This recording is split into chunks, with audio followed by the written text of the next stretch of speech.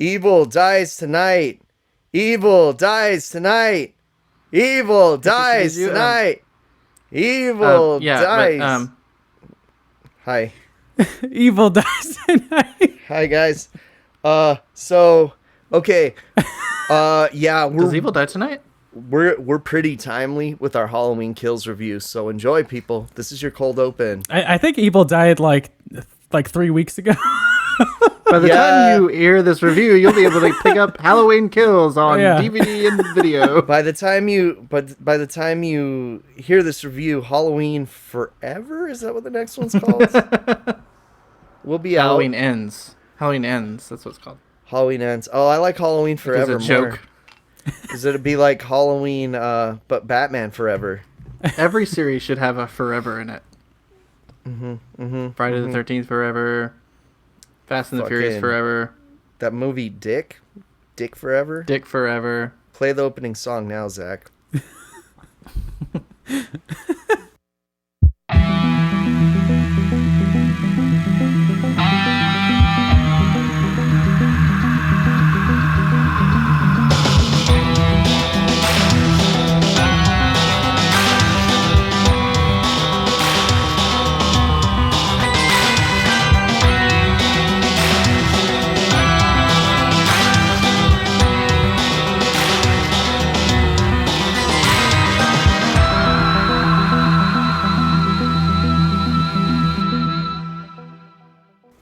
Welcome to another Miserable Podcast Forever. Yes, that's the name of our episode today. Yep. Get some Terry Funk in there, sound effect. Forever. Love you, Terry. Yeah, welcome to another Miserable Podcast, Horror Decomposed. Thank you so much for tuning in, everybody. My name is Zach. I am joined, as always, by Professor Casey. Say hi, Casey. Yeah. I'm going to go against, everything I, teach people that I talk about scripts with in this episode, I think. But, yeah, hi. And the always jolly Kris Pistol. Evil dies tonight. Thank you. As I said, always jolly. Evil dies tonight. Halloween is over, guys. It is true. Aww. The pumpkins are gone. The jack-o'-lanterns are in the garbage cans. How was your Halloween? My Halloween was, I went to my brother's place, and we had some pizza from Lucifer's. Oh, I've been there. Sinfully good pizza. Yeah. Me and Damn J-Ray, good pizza, which is their me slogan. and J-Ray used to go there. The one that's over by Pink's Hot Dogs, right? I think so. Well, there's a couple locations. The one I think he went to is in Studio City. But Oh, gotcha. Yeah, I've been to the one good next pizza. to Pink's. Yeah, you can get really spicy sauce. They had some zesty sauce on that cheese pizza, I will say. Very Nice. very good.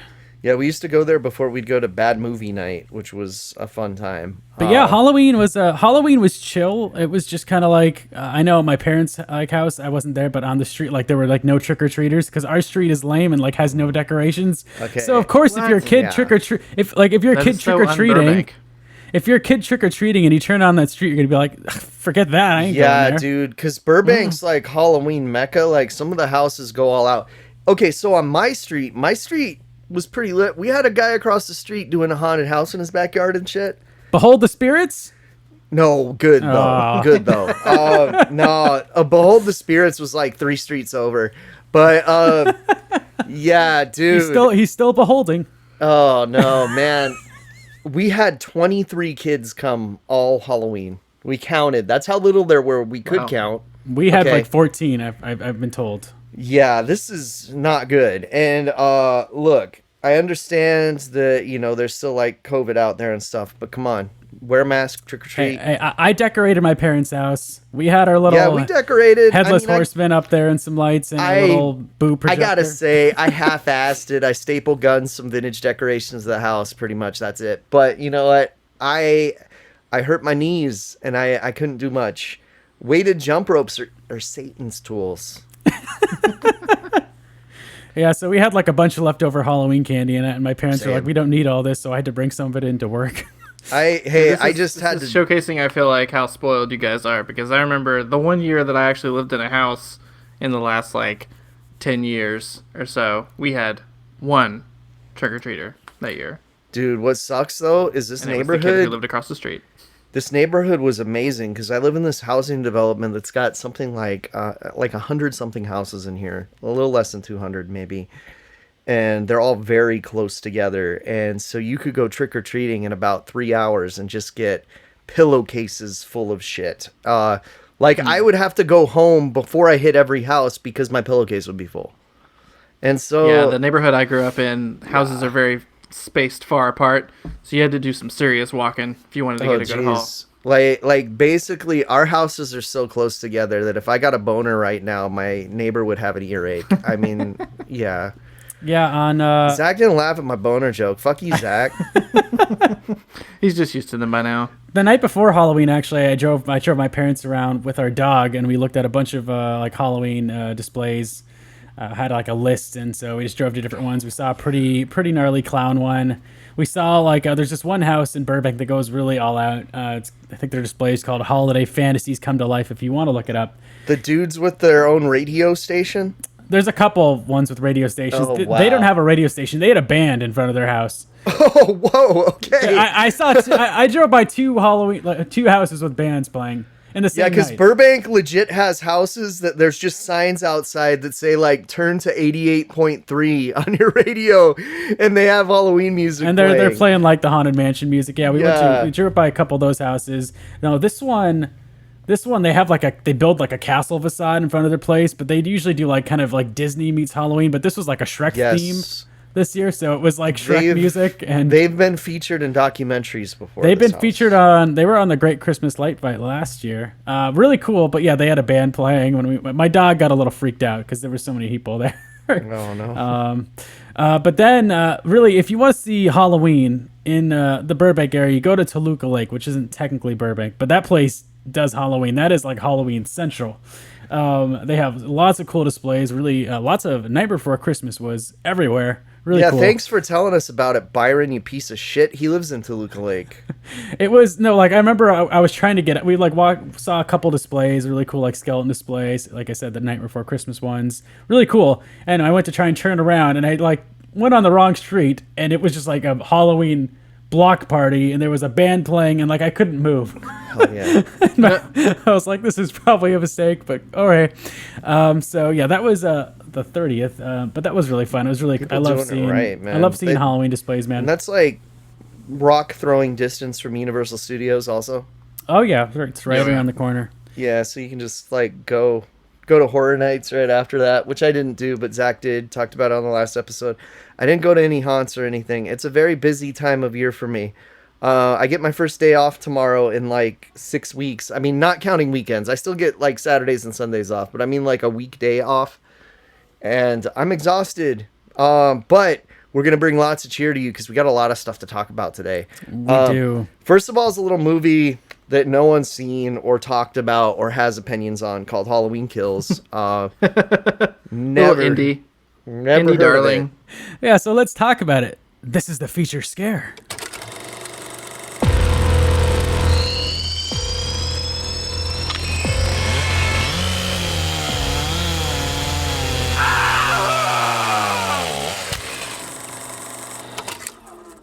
Okay, so first of all, how'd you guys see it? Did you guys see this in the theaters? You guys watch it at home? No. I watched it on the Peacock.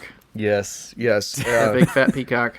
Yeah, the cock is pretty happening for Halloween, actually. They had a pretty good selection. Between them and Paramount Plus, you pretty much had a good representation of this is such a tangent, but one of my coworkers, I have to deliver things or pick up items from her sometimes, and her neighborhood just has peacocks running around. They're fucking horrifying. Have you ever heard them? They're friendly, oh, yeah. but no, they're but just there. They're hearing just them in the middle of the night and not knowing what they are, it sounds like there's ghosts coming to murder you. The town I lived in had a little zoo, and they had a bunch of peacocks just running around.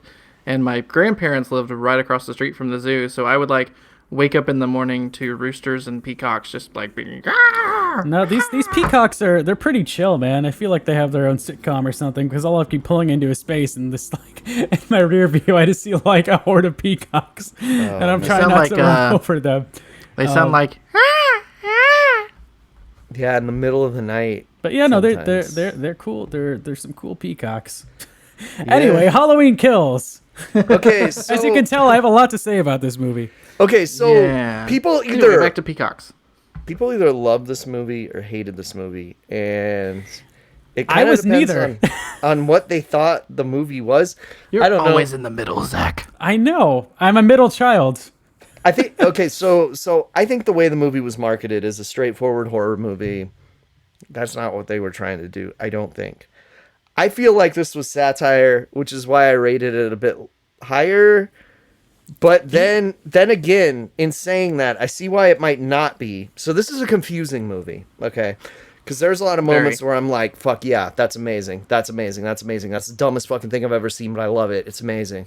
You know, the like girl with the gun in the door. But I thought it was satire. I picked up on the lady with the iron in the lynch mob, okay? Like, I thought it was all a joke. And it just doesn't make any sense. The way it was sense, Casey. Why would this be satire now? Why are we doing this now? But was the last one and we just didn't notice? I don't know. It seemed like the other thing is like, okay, like if I was consulting someone on their script or teaching them screenwriting, I've been doing a lot of both lately.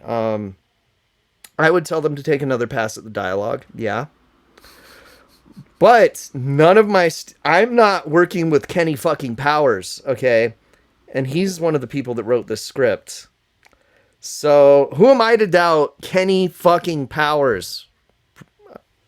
I'm not a person to doubt Kenny fucking Powers. Yeah, I mean, I see like the issues with it's kind of confusing about the timeline stuff. You know, like what did Halloween 2 happen in this universe? No, absolutely no. not. They've already established Halloween 2 didn't happen in this universe. Yeah, they established that in the first movie. Zach, thanks for paying Didn't attention. They like flash to a scene from Halloween 2 in this movie? Absolutely not. No. You sure? They ripped off the. They flashed to scenes replacing Halloween 2. Yeah, yeah. They ripped off like the very like style of Halloween 2 and all like the POV shots and stuff like that. It's almost like they were trying to remake Halloween 2. I mean, see, the thing is, Halloween 2 established that Laurie and Michael were brother and sister, and they already said that was bullshit in the first one, so Halloween 2 never happened. That never really bothered me, that connection, but I understand why. I never liked it. I didn't really care. Like, I was like, okay. Neither does John Carpenter himself said, dude, I was drunk. I didn't even want to write it, so I wrote it, and it's in there. He's like, I don't know what the fuck I was thinking. He's gone on the record to say that, so... Well, Zach, tell us what this movie is about.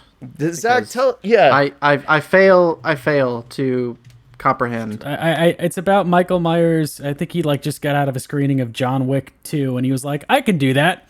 If you want to see a good version, like I liked this movie, but if you want to see a much better version of this movie, just watch Skull the Mask on Shudder. I recommended it a while ago, and none of you motherfuckers watched it listening to the show except for Byron. And Byron loved it and said it's the greatest movie he's ever seen in his life. I will watch it before our best of list comes out this year. But yeah, it was just a movie. It was fun to see Michael, go to town on like a group of firefighters, and I felt bad for the firefighters with the saw in the face. Yeah. That was great. I loved it. Okay, so Michael didn't die. He was cool. Jamie Lee Curtis is fucked up. She's in the hospital. So where she stays the entire film. What's his name? Ducky decides to kill Michael Myers. Yeah, so I like that we got like a group of like Michael Myers survivors. Kind of, they were sort of replacing Jamie Lee Curtis in this film, basically. Ducky replacing Jamie Lee Curtis. Paul Rudd grew up to be Anthony Michael Hall. Apparently, I heard they asked Paul Rudd, and the only reason he couldn't do it was because of a scheduling conflict. Yeah, he was too busy. But he that was would have too busy being the sexiest man alive. It would have been awesome. Because people who knew would understand what it meant, and people who didn't know would just be the people who hadn't seen Halloween 6, which I'm sure are a lot of people. Come on, he's the sexiest man alive. He has no time for this movie. I don't know. That's breaking news as of today, the day we're recording, that Paul Rudd is the sexiest man alive, according to People magazine. And it's all because of Halloween 6, Curse of Michael Myers. I saw a trailer for that new Ghostbusters movie in the theater, and I leaned over to my wife in the middle of the trailer and just went, Paul Rudd's handsome. He also... He also pees weird to freak people out. Yeah. It's pretty funny. I wake up in the middle of the night and just whisper that to my pillow. Paul Rudd is handsome. I wake up screaming it, usually. Paul Rudd is handsome! Yeah. Then my pillow's gone. It's weird as I hope Paul Rudd is listening. Dude, Paul Rudd is our first listener, okay? I love you, Paul. Yeah, dude. Ant-Man. I love you, man. You know, we don't like any of those movies. We're only here for Halloween 6. Thank you. But anyway, Paul Rudd is not in this movie, and that's why I hate it. No. Unfortunately. I did like Anthony Michael Hall. Why? Because Tell me why. I like the actor. I liked him 30 years ago. 40 years ago? 40 years ago. 40 years ago. You know he was in The Dark Knight? Yeah. But you know what? The Dead Zone series that he was on was the shit. Like, 4 people watched it, but he was really good in it. Even though he was supposed to be, like, replacing Christopher Walken. Michael Myers should have, like, ended up dead in quotes, and then we have a, like, post-credit scene where Anthony Michael Hall is bringing him back Weird Science style. No. He gets turned into a shit-toad. Shit-toad Michael. Yes. So everyone who ever had an encounter with Michael Myers in the first film, 40 years ago, they all still hang out and get together every year in a bar to relive their trauma. Yeah, like Anthony Michael Hall goes to like a karaoke bar to deliver this sermon. It's also bad math. And bring the mood way down. I feel like he's just bringing down the entire vibe of the room. I know this movie got delayed, but the 40 years ago bothered me because I'm 41 and the movie came out 2 years before I was born. I'm just saying. I just wanted someone to yell out like, "Dude, get over it! It was 40 years ago." Like, Jesus Start Christ. a family. Like in the first one, the film that came before this, they like make a point to sort of highlight the fact that, you know, like, okay, some dude 40 years ago killed like 5 people. In the grand scope of like everything, that's not like that impressive or shocking, you know? Just saying, like, in the wake of like mass shootings and shit. Like, they make a point of saying that in the movie. But this movie directly like contradicts that by having like all of these people who interacted with Michael Myers being, you know, having this huge weight, and this town being like whipped up into a frenzy over Michael Myers, who like half the town should even not even like remember that he was even a thing or that he existed. But anyway, this movie makes no sense. Continue. I'm cool with it making no sense if I just get to see Michael wreck people. So I was happy. I think I might have gave this like 4 stars on Letterboxd or something. I don't know. I've seen movies lately I've liked a lot more, and I just want to stop talking about Halloween. It's just like if you're a big fan of the original, this doesn't have like the tension of that. There are no like shots of Michael peeking out of a bush, and then is he there? Is he not there? Oh, if he was peeking out of a bush, that would have been the best scene. He's not really Michael Myers anymore, honestly. I think that's kind of what is. He's Jason. It's not attractive about this to me anymore. Yeah, he's Jason. So I mean, like, if you're really thirsty for some more Friday the 13th movies, I legally can't get Jason movies anymore, so I have to take what I can get, you guys. Yeah, there's just no like, the tension is gone. It's not scary. There's no real suspense. It's just, I hope he goes to a summer camp in the next one. I hope it's about a summer camp. Yeah, I feel like for me, like I really enjoyed the 2018. I know, Chris, you were lukewarm on it. I liked it a lot. I know, Casey, you liked it a lot too. Yeah. Well, I mean, it's fucking great compared to this one now. there are a few scenes of him like going house to house and like taking some people out, but they're like it's sparse. It's not like the whole movie. I liked the Halloween and it's well 3 shot. references. It's well staged. I did like the Halloween 3 references. Dude, what if he fucking takes the mask off and we finally see like a good close up of his face and it's Tom Atkins? Well, we do see a close up of his face, which I think is the first time since the original that we've seen his face. I mean, it's not really a good close up of it though. It's just kind of like it was like really out of focus, wasn't it? Yeah, it was. Yeah, it wasn't a good shot. Enough to know that he's bald. Yeah, and he's got a wonky eye, and he's a little burn up, and yeah, he looks kind of dumb. He just looks like a dude. Yeah, I mean, Michael Myers is just a dude. He looks like who's in Don't Breathe 2? I forget his name. Oh God, Stephen Lang. Is that right? Yeah, he kind of does look like Stephen Kelly. Yeah, so like the first movie, the one that preceded this one, like I didn't love it, but there were definitely like really good aspects of it, and definitely some great sequences of like suspense that were interesting and really well shot. The whole like final sequence in that first movie, like at the barn, had a ton of like. I remember watching that in the theater and just being like on the edge of my seat with like suspense of like. Where is Michael Myers? Like, it was back to, like, being truly, like, he's sneaking around, he's being creepy, we don't know where he is. This movie just felt like, like, the same scene, just copied and pasted, like, 5 different times of, Michael is in an area, people become aware of that he's, like, in the house or he's close by, and then they try to defend themselves, and then he kills them brutally. I feel like they didn't want to make sequels, and they quickly got told they had to make sequels. So they're like, you know what? Fuck it. We'll write the cool scenes we want, and then we'll just bullshit the rest of it, okay? And then it feels like they did that. It feels like they had an idea for a third one, but not an idea for a second one. And they were just I also feel like the company that greenlights a lot of this stuff has a record for greenlighting the worst of the Halloween ideas. And I'm saying that as someone that used to intern for these people.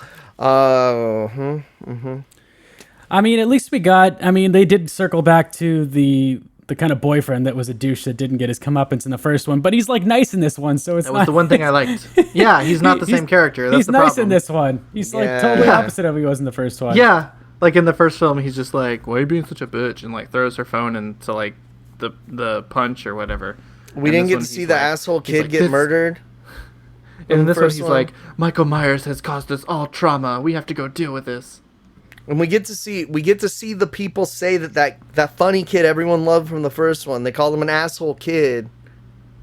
So they referenced him, and then he wasn't in this one, and I was a little disappointed. He should have been like kicking Michael in the dick while he was down. Michael killed him in the first one. Did he? The kid? Yeah, the dude with the curly hair? No, the funny black kid, dude. Oh, I forgot about that character. Yeah. Yeah, and then the nurse and the doctor said that asshole kid was their neighbor. Yeah, they referenced the whole scene. Yeah. I do remember that. But it would have been funny if Michael murdered him or he took place in the lynch mob, which I guess would have got him murdered too. I do like that Michael has what we call a hulking up moment. He basically did the Hulk Hogan 80s comeback and decided to murder everyone. I mean, that was fun. The ending was dumb. I think we can all agree on that. I don't know where they're going with the third one. I'll see it. I mean, if it's got interesting kills, that's half the battle. You know why? I watched a lot of really shitty slasher movies that I would recommend to no one before this, and they were a lot shittier than this. My baseline was very low going into this. Very low. And by low, I mean like camp slashers that are only on Tubi low. I mean, that's fair. It's pretty low. Yeah. Stuff that Arrow won't even re-release low. So... yeah. So I don't know. So final verdicts, final thoughts. I mean, I think I gave this like 4 stars because I thought some of the kills were awesome, and plus I read it as satire. And as any film student knows, it doesn't matter what the intention is of the filmmaker. You look and bring your own lens to it and analyze it yourself. So I thought it was hilarious. A+, Kenny fucking Powers. Write me another one. Just maybe punch up the dialogue. It doesn't go far enough to be like true satire though. Like if it was like true satire, like when in the scene where like the mob is like all gathering around to chase this mental patient through the hospital, they would have just been like guy. They would have just been like ripping the walls down or like chasing after him with like golf clubs or something. And I do got to recommend Red Letter Media's absolute tearing apart of this movie. It's very entertaining. Yeah, and also tearing apart some of the marketing where Jamie Lee Curtis is likening this to Black Lives Matter in one interview and the insurrection in another interview, and the movie was done before both of those. Yeah, which is weird because I definitely got insurrection vibes from the crowd scenes. Yeah, even though this movie was done like a year before that. Yeah, honestly, I think the mob in Halloween 4 might have been better than this mob. And this mob was huge. I rewatched this was like a giant mob. They got more done. Hey, Zach, wasn't the Horror Nights Maze Halloween 4 or was it Halloween 5? No, it was Halloween 4, but I actually didn't go through that one. It was a long line and it was like late. Oh, I heard good things about a Hall of Mirrors scene that's in there. I went through an old Halloween 4 the maze. crappier Michael Myers mask. I'm not sure. It's a pretty bad one. 6 has got a pretty bad one too. The whole movie though is just like, it's just filler of scenes of Michael killing people, and then all the hospital stuff feels just like really pointless. Like they spend so much time like building up this mob, and it feels like let's feel like they want to say something about like mob mentality in the scene where they just like for no reason chase down this other psychiatric patient and force him to kill himself. And it's almost like we're the monster. Doesn't even Sheriff Brackett, when he comes back for some reason, he says something like we're the monsters or something like that. I feel like it's trying to make a comment about cancel culture that's very problematic, considering friends of some of the people that made this movie being outed as predators. Oh, that's embarrassing. Yeah. Ooh. And because then at the end they just say fuck all that, and then the mob beats the shit out of Michael. Yeah. It's like, what are you doing? Then he kills them. Yeah. They make a point to be like, let's beat him within an inch of his life, and then just like stop for a minute and give him enough time to. That reminded me of Strangeland a bit. Yeah, dude. Like, why wouldn't you like shove like a fire poker through his head or something? Like, why wouldn't you like or like axe we've already his head? had Halloween H2O where like we've already not in this timeline, pal. Well, I know. I'm saying we have already had Halloween H2O. We've seen the moment where like the Jamie Lee Curtis is about to let up or something, and then she just fucking chops. Yeah, and it's awesome. It's like one of those badass moments in horror You can't movies. do you can't do this again after that. Yeah. That was an ambulance driver that somehow got put into Michael Myers' costume. It wasn't. I refuse Bullshit. to accept that. Trick or treat, motherfucker. Okay. Shout out to Judy Greer. She did good work in this movie. Shout out to Busta Rhymes. Wish you were in this one, bud. No. Actually, if it was a satire, he should have been in this one. And Stephen Lang should have been under that mask, and they would have just gone, Stephen Lang? All right, let's play which characters in this movie did not get the vaccine. Tommy Doyle, he's doing his own research. Yeah, maybe the nurse. That's why she's not a nurse anymore. That's why she's still smoking after all these years. Yeah. That teenage kid probably didn't get it. Nah, anyone that was in that bar, probably. They didn't have masks on. Oh my Michael's God. the only one wearing a mask. Yeah. Michael got vaccinated. He definitely got vaccinated. And then he might not need it with his super death-defying powers, actually.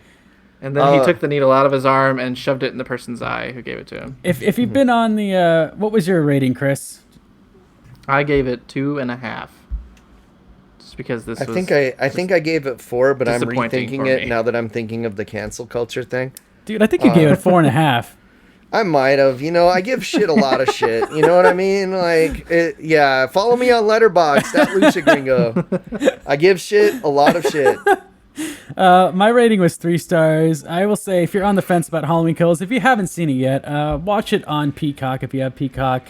Hey, I gave Escape the Undertaker 4 stars, so there you go.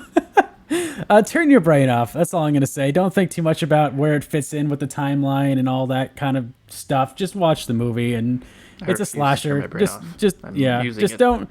If you just think about it as a standalone movie that happens to feature Michael Myers in it, and don't think about anything else, you'll have a good time with it. That's okay. So I gave it 4.5 stars, but to be fair, I watched Slaughterhouse and The Prey before that, and those movies sucked. How would you guys compare this to the Rob Zombie Halloween? Still better than that. I fucking hate those movies. Oh, God, especially the second one. There's like a new wave of people on Twitter like talking about how they love Rob Zombie's Halloween too. And I could not unfollow people faster. This is this trend. Like, something could be absolutely terrible, and everyone agrees it's terrible. And then 15 years later, dude, remember how good that shitty movie was? I want to go on the record and say I've been saying because Blair they Witch watched 2, it when they were Book 12, when they had no taste. Still, though, I will say Blair Witch 2, Book of Shadows is underrated, and I've been saying that since the day it fucking came out, and I saw it in the theaters. Everyone hates it. There's but a conversation now that there's needs to happen people at some loving point. it. And look at the other Blair Witch. I mean, it was all right, but it wasn't Book of Shadows good. I mean, come on. Oh, I could talk about Book of Shadows for a while. So this definitely needs to be explored on another episode. Commentary! Oh, here we go. Commentary time. Yes. Okay, so guys, we watched some other stuff, right? Right? It's time for our next segment, so let's talk about some streaming titles. This is Don't Cross the Streams.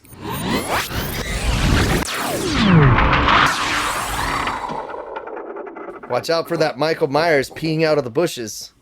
Don't cross the streams. This segment has nothing to do with Ghostbusters Afterlife, which is coming out soon, which I'm very excited to see. I'll believe it when I see it at this point, okay?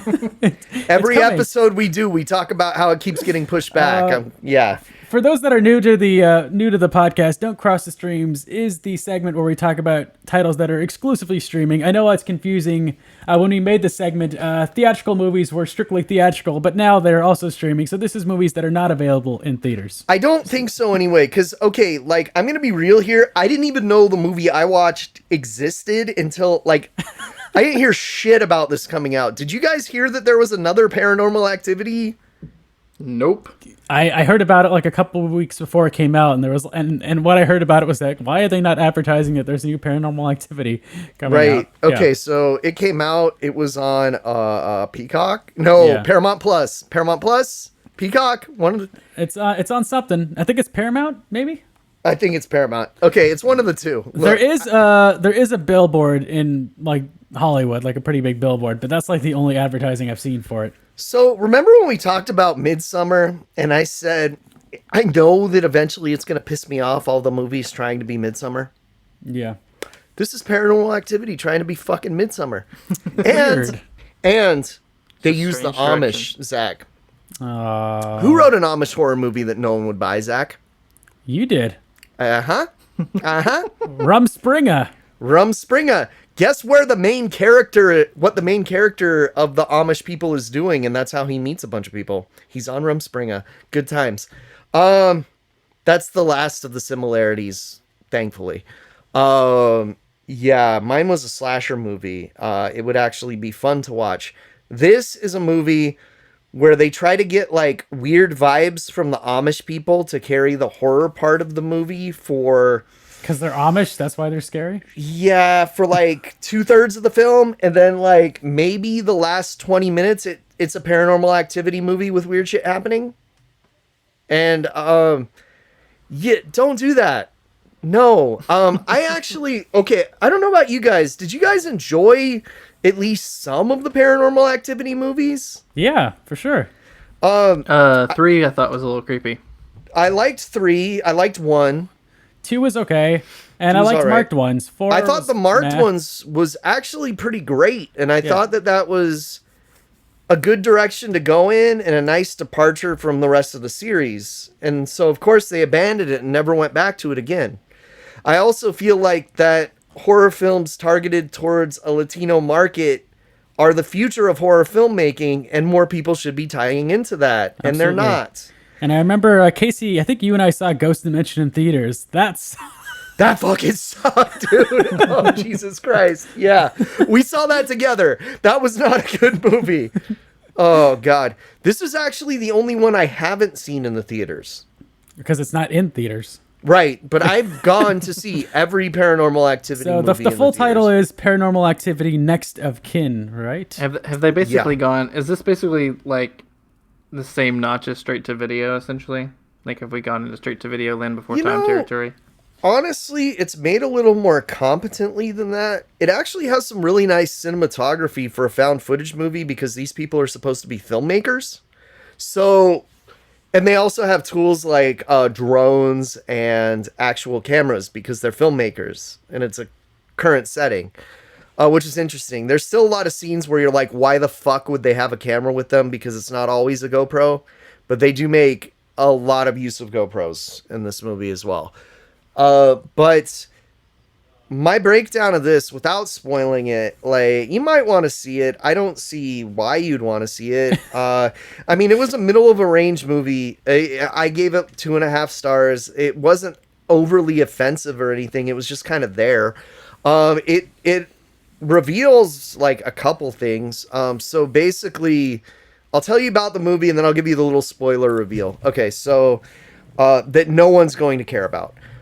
So there's not a lot that happens, and then it gets a little bit scary, and we get to see some aftermath of people trying to contain the demon from the Paranormal Activity movies. Basically, a girl that's adopted finds out that her family was Amish, and she goes to this Amish farm to connect with her missing mom, okay? And her mom was impregnated by someone from the city, like an English person, they call it, which is a non-Amish person. And her and her film crew friends go to make a documentary about it. And then eventually, like way too long in the movie, stuff happens. So really my breakdown of it is you have a movie that's supposed to be a horror film that isn't a horror film until the last 20 minutes of the movie. It's also not interesting until the last 20 minutes of the movie. This was a slog to get through, but it was competently made. It just wasn't interesting in any way. So they do get a little bit into the lore of Paranormal Activity, which I feel like a douche saying it that way, but like, okay, a little bit of a spoiler. Toby is actually the demon Asmodeus from the book of Tobin or Tobis or something like that. Which is like a real folklorical demon that's kind of big. You've all heard the name Asmodeus before, so that's who Toby is, apparently. That's the big reveal of the movie. Oh, Toby. No one gives a shit. Wait, who is Toby? Toby's the ghost from Toby? all the Paranormal Activity movies. Oh, so they just reveal what ghost Toby is? I mean, he's a demon. I didn't realize his name was Toby. Why is his name Toby? That's a dumb name for a ghost. Because it's from the book of Tobis. Oh. Real folklore stuff, but stuff that maybe 2 people will know, and I'm one of them, and it still wasn't interesting. Also, they've kind of changed how the demon works from being invisible jump scare demon to being Jason Goes to Hell and the Hidden. Okay. That's kind of a hint of how the last 20 minutes. That's how it works now? Okay. Yeah. So, and you know how much I love Jason Goes to Hell, you guys. Does Katie make a cameo in this movie? The franchise? No Katie whatsoever. In fact, no one from any other film in the franchise makes an appearance in this movie. At all. Well, except for Toby. Toby's in there. Well, yeah. I also watched a streaming horror title. Actually, I watched this on Halloween. This is one of the movies I watched on Halloween. It is Werewolves Within, directed by Josh Rubin, who did Scare Me last year, which is a pretty fun kind of low one location horror movie. Horror so really kind quickly, of comedy from last year. So Zach, werewolves. What kind of werewolves are we talking? Are we talking Wolfman? Are we talking Howling? Are we talking like bullshit Wolf Cop? Well, I haven't seen Wolf Cop. I mean, not Wolf Cop, Wolf Guy, featuring Sonny Chiba, where the werewolf just has bushy eyebrows. I don't want to spoil it, but I will say it's light on the werewolf aspect until like the last 20 minutes of the movie. And I'm angry at this already. I know it's the title is Werewolves Within, but it's not really. It's more like Werewolf Within, and not until the last like 10 minutes of the movie, actually. But it's like it's an upright werewolf. That's all I have to say. Bipedal werewolf, not American Werewolf in London. No, not American Werewolf in London. Okay. But it is based off a Ubisoft video game, which I have not played, but I heard is good. No,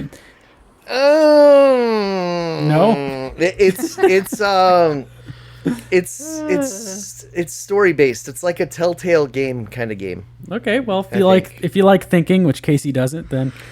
No, dude, I need to be killing shit. I'm literally playing a game where I just ride bikes down a hill. That's what I've been playing lately. It's also a Ubisoft game, so there you go. Oh, Riders Republic, is that the one? Is it good? Yeah, it's fun actually. Okay. Yeah. Anyway, not to get sidetracked, but yeah, Werewolves Within. I've definitely been enjoying Josh Rubin's work. I think if you haven't seen Scare Me, it really feels like a play, and this kind of also feels like a play, but it's got like more a bigger set. It's a really great cast. Milan Weintraub, who you'd probably recognize from are they Verizon? No, is it Verizon or AT&T commercials? She's like kind of the spokesperson for them. She's fantastic in this, and Sam Richardson is probably one of the most likable protagonists in a horror movie I've seen in a long time. He's really, really charming in this. He plays, he's like just transferred to this small town. I forget where the town takes place in, but it's a really small, quaint little Butte, kind of Montana. Yeah, wintry I just made town. that up. Okay, let's just say Butte, Montana. It's a small wintry town where everybody knows everybody. Oh, Intercourse, Pennsylvania. Okay, I think you're joking about that too. Anyway, but yeah, he's transferred there I think he's a ranger. He's like a park ranger, and he's transferred there, and he meets Milan Weintraub's character, who was I think the mail delivery lady for the town, and so he meets all these weird, kind of wacky, quirky characters. And then like power shuts down, and they're like all kind of huddled together, like at I guess the inn that is there. I don't remember everything exactly. This really is the video game. Series of events. Okay. Yeah, and then they notice that there's like all the power generators have been like destroyed, and there's like these giant claw marks on them. So we're just like, what the heck's going on? And yeah, one of the woman's dogs is like attacked, and they discover a dead body, and so everyone is suspicious of the other, and so it's very like Clue light. If you're a big fan of Clue, it's obviously taking lots of inspiration from that. It's like the game Werewolf that Clue. You actually like play with people. You guys have played the game Werewolf before? Like the card game / No. One person's a werewolf, the other people are villagers. It's basically what Among Us ripped off also. That's kind of the basis for this, which is the basis of the movie. So it's a game that ripped off a long-standing like party game kind of, and now it's a movie of the game. But yeah, the cast is really great. Michaela Watkins is really funny. She's a really great comedic actor. She used to be in The Groundlings. She's fantastic here. Harvey Guillen, who you guys know from What We Do in the Shadows, love that guy, and he's terrific here as well. That dude's hilarious. I'd say that the cast makes up for the fact that there really aren't a lot of werewolves. This isn't really a horror movie. It has horror aspects. It's more of a like whodunit mystery kind of. Yeah, you don't get werewolves unless you fuck up or win in the game. Yeah. So I would say, yeah, if you're expecting like a big werewolf action-packed flick, don't. This is a comedy more than anything, with a slight mystery element to it. I don't think the mystery is going to fool you, because I had it pegged from like 5 minutes in. But that is just me. But I did like Werewolves Within. I gave it about 3 stars. Good watch. I'm excited to see what else Josh Rubin does. I don't know if I liked it as much as Scare Me or not. I would say about on par. When the screaming starts, though. Which is also a movie about trying to figure out who the werewolf is. I have not seen that. I have not seen that. Oh shit, that's on Shudder, I think. It's worth it. Okay. I have that on Blu-ray. Yeah. It's a good title. I got it from Severin Films. Really good. But yeah, if you're a fan of Clue and want to see something kind of akin to that, not to that level, yeah, check it out. It's definitely got kind of Clue, Knives Out vibes. But a little more. Zach. Yes. I am the biggest fan of Clue. I think you would have fun with this. Just if you were to travel back in time and ask 15-year-old Kris, what is your favorite movie of all time? I would say Clue. It's a good movie. It's a great movie. I would tell you, Zach, I have a raging Clue. Raging Clue right now. But yeah, the ending I think could have the ending like the last moment in the movie was. It could have been a little more interesting, I think, but I did enjoy it, and Sam Richardson is really fantastic, so definitely check out Werewolves Within. Good movie, 3 stars from me. Nice. Casey, I know you have one more thing you wanted to talk about. I have a fucking 5-star movie to talk about, motherfuckers. All right. So, first of all, I got to tell you a story of a movie because it's fucking fascinating, okay? So, this dude, all right, his name's John Liu, really, really among Kung Fu movie nerds, he's like a god, okay? This guy makes a bunch of kung fu movies, decides to come to the United States, decides to make his own kung fu movie. Ninja, New York Ninja, okay? So he makes this movie, he films it, and then during the filming of it, they just like run out of money, and the movie gets shit canned. Okay, now, did I mention this is like the early 1980s when this happens, okay? Well, it turns out Vinegar Syndrome bought out the archives of the company that made this movie. And they're like, looking through their stuff, and they're like, oh shit, I have all these rolls of film that are this movie, New York Ninja, that never got released. And they're like, I bet we could release this shit if we just edited it back together. And then so they edit it together. No, they start watching the footage, and they're like, oh, okay, so there's a pretty big problem here. We don't have any of the sound at all. And we don't have a script. Oh, shit. So then they're like, all right, so what we'll do, though, is we got the slates for the scenes. Kinda. So they have the slates for the films, and so they assembled things in slate order. Movie doesn't make any fucking sense. So they eventually decide, all right, we're going to edit the movie together. And when we do, we're going to re-record the audio. Sometimes we're going to match the lip sync, sometimes we're not. It's a fucking martial arts movie. Who cares if the dubbing matches, right?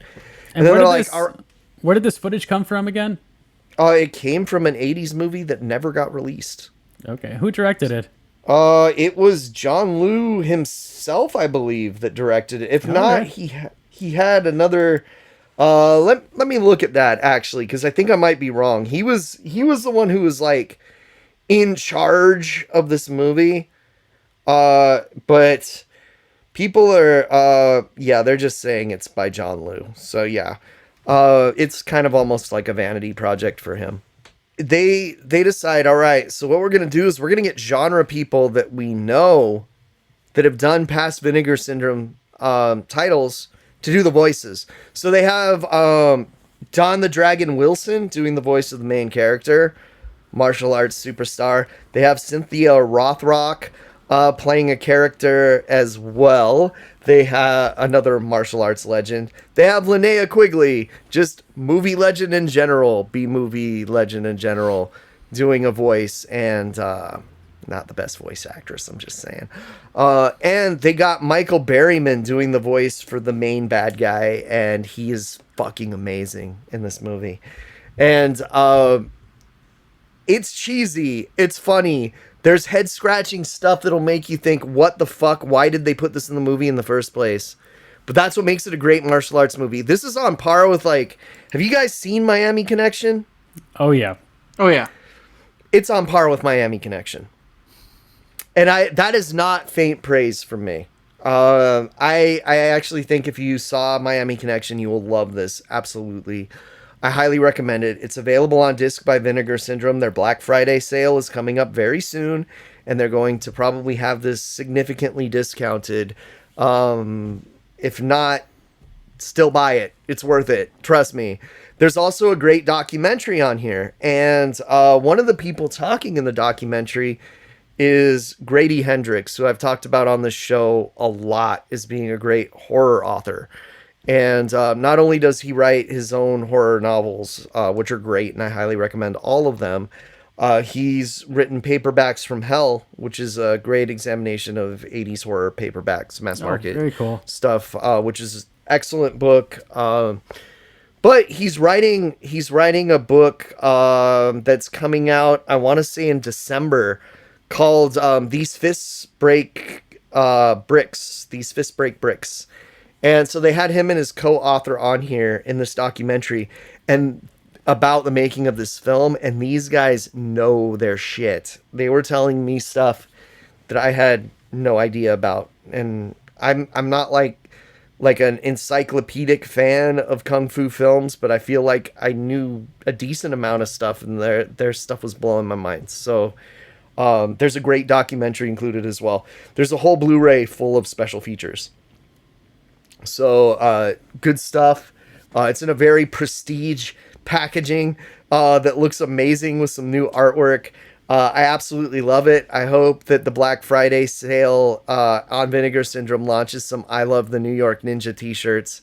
that's something they would do, and that's something that features prominently in this movie. Kind of how the Toxic Avenger has those "I Love the Monster Hero" shirts. It's like their version of that. But yeah, this is a bad film. It is not a good film, but you will love it and be entertained by it thoroughly because of how bad it is. Much like Miami Connection. So, yeah, I can't recommend it enough. It's a real head scratcher in a lot of ways, and it has nothing to do with the new stuff they've added for production. It's all the original shit that's head scratchy. So, is it Things bad? Oh, not at all. No. No, like, things can torture people. This wouldn't torture anyone. You'd be thoroughly entertained the whole time you're watching this. There's no boring parts. It keeps going, and there's something weird happening. Like, sometimes the ninja's just on fucking roller skates, dude. Sometimes they don't explain it. He just shows up in fucking roller skates. How are the special effects? What special effects, man? No, they're actually all right, because there's this dude whose face melts. Actually, it looks terrible, but they said they basically spent $300 on all the special effects in the movie, because they did get the effects dude to talk about it. He's in the documentary. So this is not Riccio. No, unfortunately. I actually wish this was more violent. But it's weird because the ninja's also kind of a don't cutter. You wish that, Casey? I don't know, like Up? Maybe? I don't know. Speaking of which, have you guys seen Squid Games yet? Look, I bet it's been recommended to me by my girlfriend. It's been recommended to me by my students. I just haven't watched it yet because I haven't had time to sit down and watch a show. But a lot of people whose opinions I respect love this show. Chris, how about you? Did you watch it yet? No. Too many people are telling me to see it, which makes me not want to watch it. Oh, see, dude, if too many people told you to watch an Edgar Wright movie, you would still see it. Well, yeah, but that's never going to happen. Edgar Wright's whole thing is being obscure. He can't help it. He's not obscure. Remember when he was going to do Doctor Strange? Well, he's not obscure, he's not mainstream. I'm still mad he didn't... Oh, no, Ant-Man. He was going to do Ant-Man. I'm still mad Speaking about of that. Edgar Wright, that was Don't Cross the Streams. Chris, you saw Last Night in Soho. I know you've done a really awesome video review, which I want you to plug, but give us your Cliff Notes version for Another Miserable Podcast. Yeah, I did it for my friend who does a YouTube channel. He's trying to get different people from Central Arkansas to be on his show, and me and my wife went on and reviewed the movie. This is going to shock all of you guys. I really liked the movie. What? It is, like typical great Edgar Wright sort of mastery of just great cinematography, supporting the story. It's not as much of a horror movie as I think maybe the trailers would let on. More, I think of because it makes it look like it. Yeah. I mean, there's definitely like some oh shit moments. Some pretty great like ghost concepts in this. I really liked sort of the design of the minor spoilers, ghosts that show up halfway through this movie. And some nasty violent murders definitely happen in this. But I don't know if it's necessarily as scary as some people might want it to be. This definitely has been like I think probably Edgar Wright's least successful film as far as like critical reception. It's gotten mostly, I think, a mixed reception from people. Some people like out and out not liking it, and some people kind of giving it sort of meh reviews. Joe Dante gave it like a glowing review, so that's all that matters to me. Joey, our boy, yes, we love Joe Dante on this show. But I really fucking liked this. This had me sort of guessing throughout, and the end I found really kind of fun and surprising. So yeah, I'd say definitely go out and see Last Night in Soho. I want to, but I do not have the energy to go to a theater lately. You said I remember like a few episodes ago, there were a bunch of movies that you said Edgar Wright was kind of influenced by when making this film. Did you notice any of those influences? Were you able to see any of them? Because I know you wanted to check out some of them. Oh yeah, I made a list. If you follow me on Letterboxd, you can check out the list I made. I did this for Baby Driver 2. I made sort of a preparation list. So if you are interested in watching some movies that may have influenced Last Night in Soho, or you liked Last Night in Soho and you want to check out some movies that influenced it.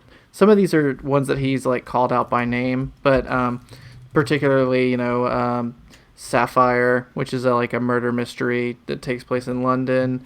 There's definitely some Argento in just how, mostly with the vibe of it. Lots of sort of cinematography. Did you go through that full list before watching it? No, there's like one. I'd seen like some of them already. There was a couple that I checked out for the first time, like Sapphire I had never seen. At least there's like one on there I haven't seen yet. Yeah, I think that Bird with the Crystal Plumage might still be available on Shudder. Oh yeah, me and my wife rewatched that not too long before because I was like, I feel like we should watch one Argento before we go into this. You have the art print for that, right, Chris? I do, and the Blu-ray, really great. Which is right here on the table. Yeah, it's a great piece of art. I watched it recently.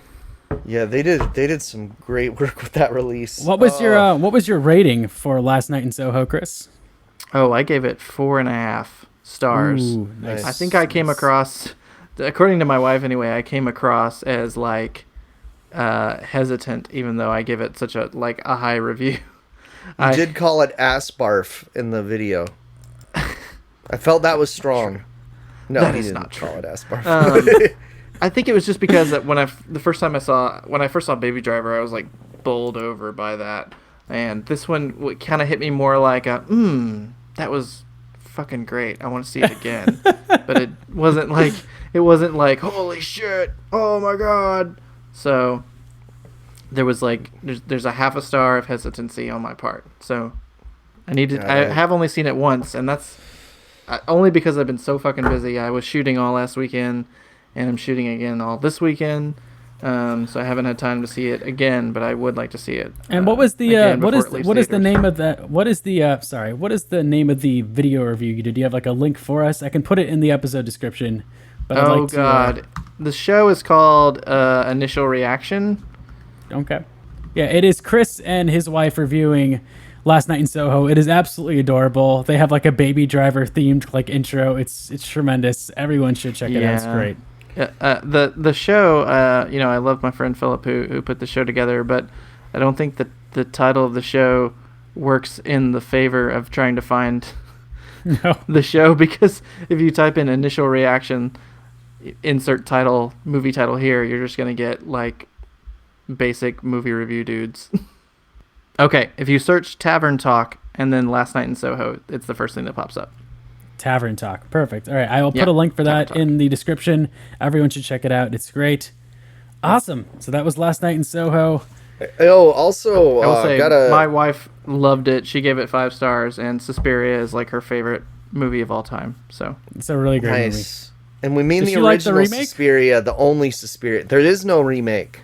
She hasn't watched the remake yet. There's no remake. I haven't either, actually. Yeah, because you know why? Because there's no remake. Don't worry about it, you guys. I like the remake. Oh, god damn it, Kris. It's a completely different movie, and that's kind of why I like it. I want to remake The Monster Squad just to spite Zach. I want to remake Society just because I need to improve perfection, though. I want to remake Society because I really want to see what the hell that would look like in 2021. You wouldn't be allowed to do anything. Honestly, the real world is like scary enough. I don't think we need to remake Society. Yeah. But I am succeeding in name dropping Society in every freaking episode of this show. Yeah, I'm glad I got you to watch it. Good times. Ooh, guys. I know we've moved on from Don't Cross the Streams, but I've been watching What We Do in the Shadows, the show. It's so good. Great. It's so good. What was I thinking? I didn't give it a chance. You didn't watch it until now? Oh, I watched the first 3 episodes, and I was like, man, not as good as the movie, and didn't pick it back up. Oh, and now I just recently have started picking it back up, and I'm like, oh, this is actually great. Keep going. It's actually better than the movie. I disagree, but keep going. I think it is. Yeah, I love think the movie. The movie was like an absolute masterpiece to me. Speaking of absolute masterpieces and don't cross the streams, most of you have probably seen this movie already, and you should have because we've talked about it on the show before. But when something we've talked about in detail gets put back on streaming, I need to give a heads up to our people.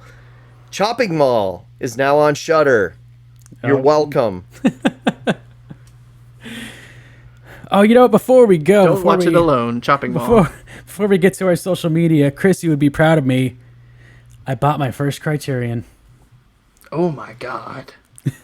You know what's ironic is that I went to Barnes & Noble last week specifically for the Criterion sale, and then found out that Arrow Blu-rays were also on sale. Yes, so they do. Instead of buying Criterions, I bought 2 Arrow releases instead. What are they? We got Flash Gordon, and I can't which read I've never seen before.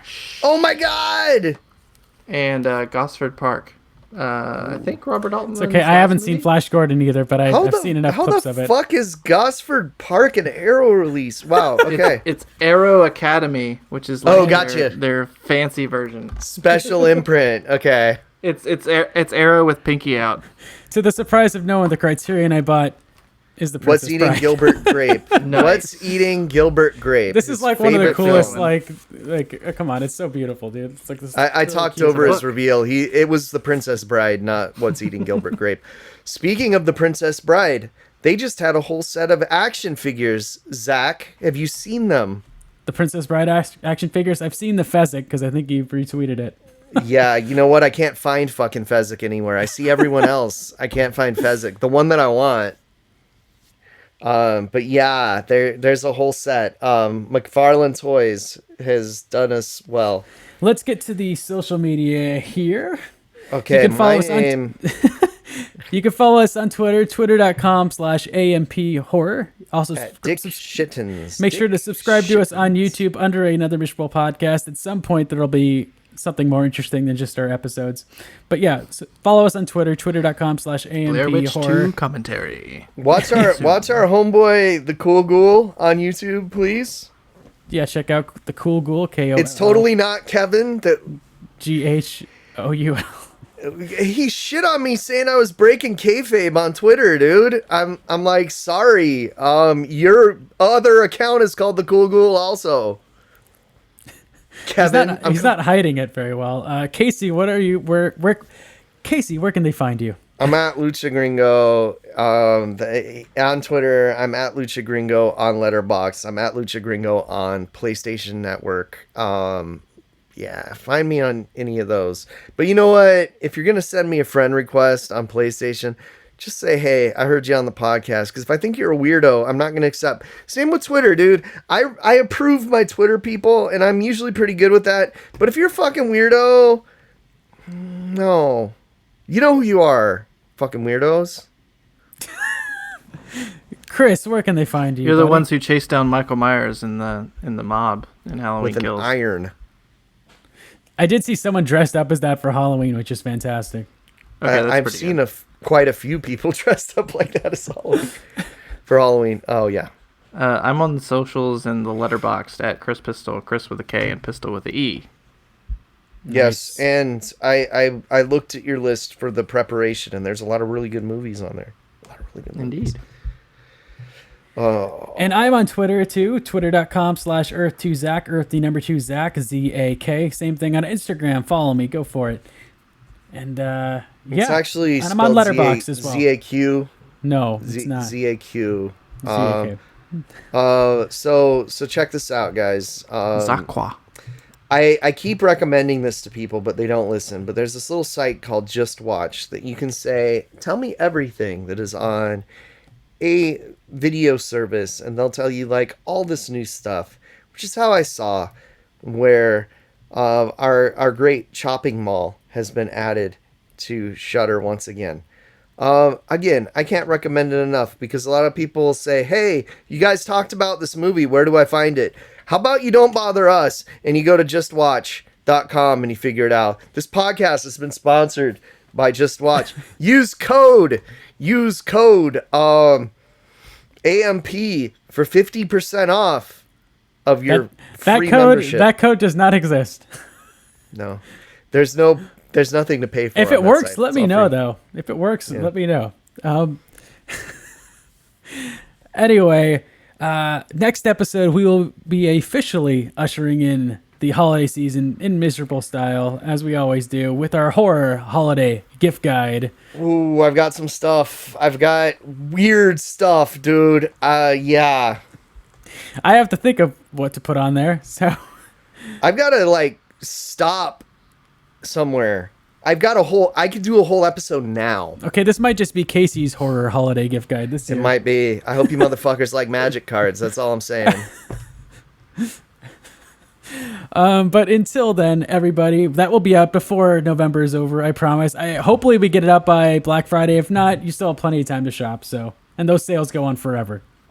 Yeah, don't shop online, though. Just make sure you have something. Black Friday doesn't even exist anymore. We're supposed to shop early because of the port crisis, Zach.